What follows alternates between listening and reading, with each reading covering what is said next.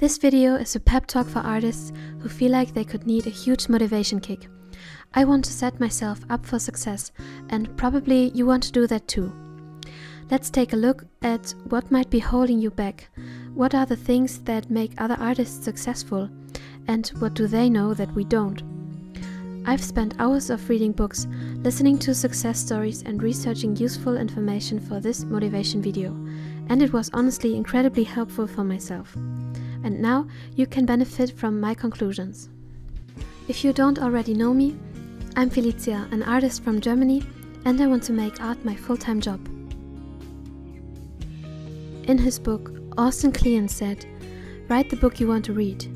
And that's kind of what I'm doing with this video. Every morning I'm looking for new success stories or useful tips from other artists, because seeing creative people being successful motivates me so much. I think what I really need is enough inspiration and motivation that keeps me going.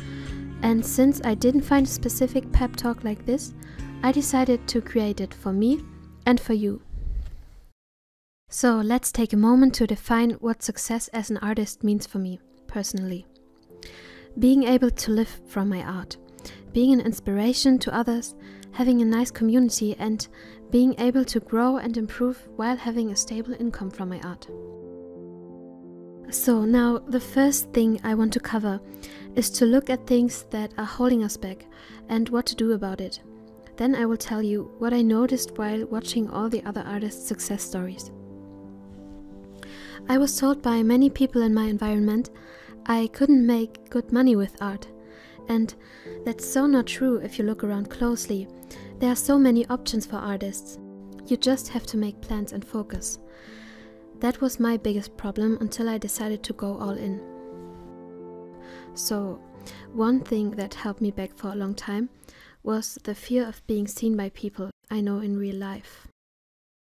And in general, what people think of me. What if they see me fail? But in order to start my art journey online and wanting to grow an audience on YouTube, Instagram, or even my own website, I had to accept the thought that some people might not like what I do. And let's be honest, everybody's so busy with themselves, they don't even really care. People that I know in real life might think, "Oh, she's doing that now, that's cool and brave." Or they will think, "That's never gonna work anyway." But now comes the most important part. They will move on. Nobody can see you fail if you never stop chasing your dream. If things don't work out, I will be adjusting them, and I want to be seen. That's why I chose to put my work out there. It took some courage, but it felt very freeing to just decide to not care so much about opinions. I think it's just really important to be proud of what you do, and then it will work out. I don't know how's your situation, but another big thing that's in my way is time management and organization. There are a lot of things that can be helpful if you have multiple projects going on, or if you don't know where to start. And I think you have to try out what works best for you. I like to print out a calendar sheet and a weekly plan. Every Sunday evening or Monday morning, I write down what I want to finish the next week. I keep the weekly sheet near my desk so I can look at it. If you are working a day job and have other important things going on, you have to mark that out and take a close look on what's left for your art journey. On the monthly planner, I like to set achievable goals and mark the day I want to finish a thing.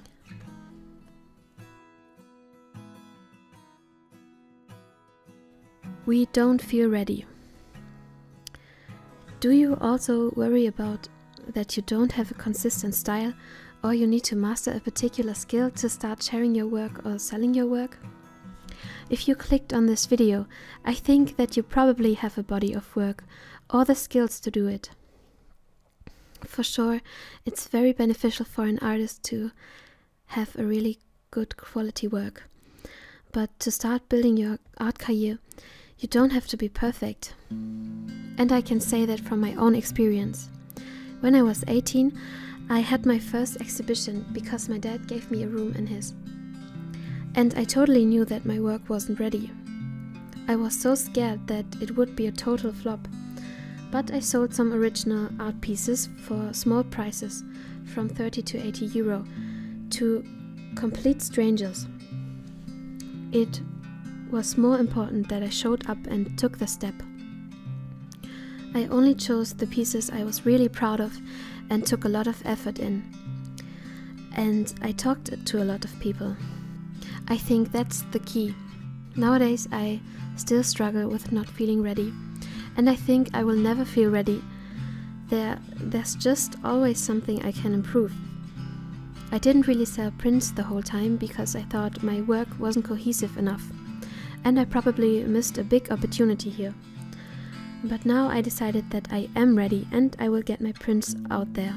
Time for a little self-promotion here. If you like my art and content, check out my website for prints and originals, or you can even give me a tip in my virtual tip jar in the description. Thank you so much for your love and support. Let's get to a very interesting part here.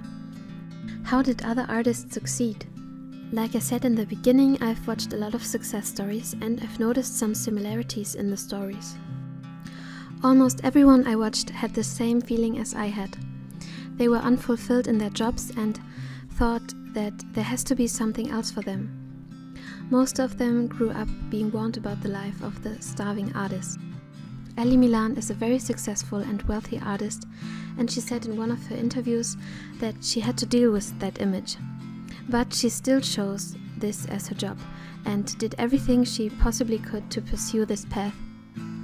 All of the artists had the urge to fulfill their dream of becoming an artist full-time, and were starting to take this really serious. A lot of the artists' success stories that I watched began with them being inspired by other artists' success stories. They started when they weren't ready and stayed consistent. No one of them knew when they will be successful.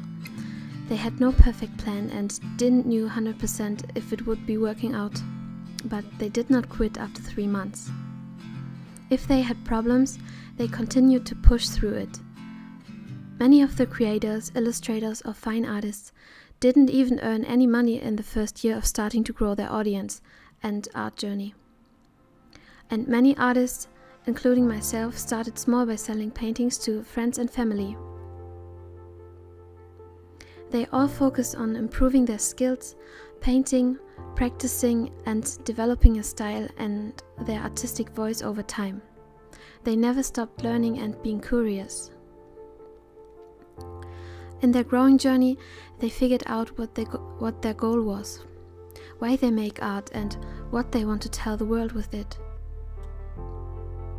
It's important to have clear goals and to know where you want to be, because there are so many different ways to be an artist.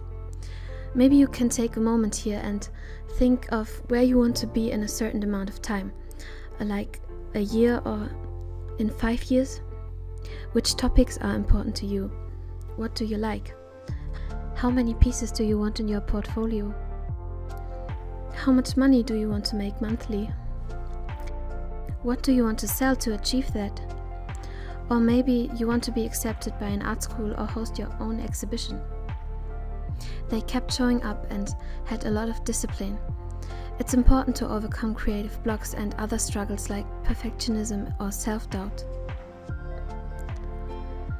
They know how to market and promote themselves. Many artists don't like this topic, but it's essential if you want to be a successful artist.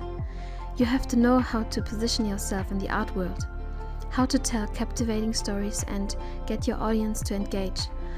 But to cover the marketing topic, I need to do a lot more research myself and an extra episode.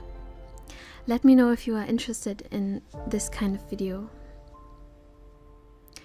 They all have multiple income streams like selling originals and prints, art licensing, courses and teaching, brand deals, Patreon, selling at local points like cafes or art markets, doing commissions and much more.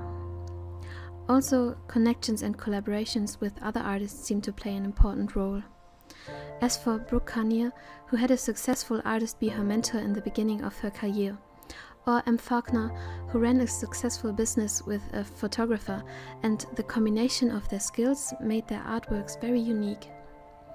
That doesn't mean that your success is always dependent on others, but it means that if you start to show your art and build a community, opportunities will come naturally. So I think I'm going to stop here, because otherwise the video will probably be too long. But what I want to say in conclusion is, let's be inspired by all those great and brave artists who took their potential serious and listened to their heart. I've seen artists starting at a young age, and I've seen successful artists starting their journey at an older age, like Louise de Masi, for example. It doesn't matter when you start, just do what you genuinely love and be consistent with it. I'm not saying that you should instantly quit your job or something like that. I really like the sentence by Christina Kent-Art about the idea of prototyping.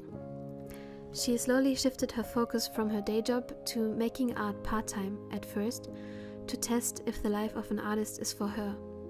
And quickly she noticed that it was what she wanted. We can learn from that and test out a daily routine that works for us.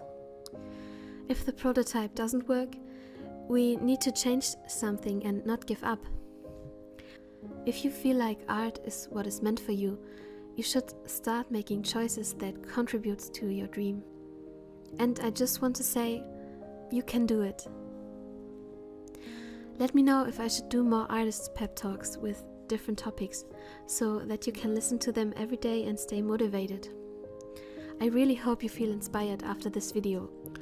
Don't forget to subscribe and take a look at my website for prints and originals.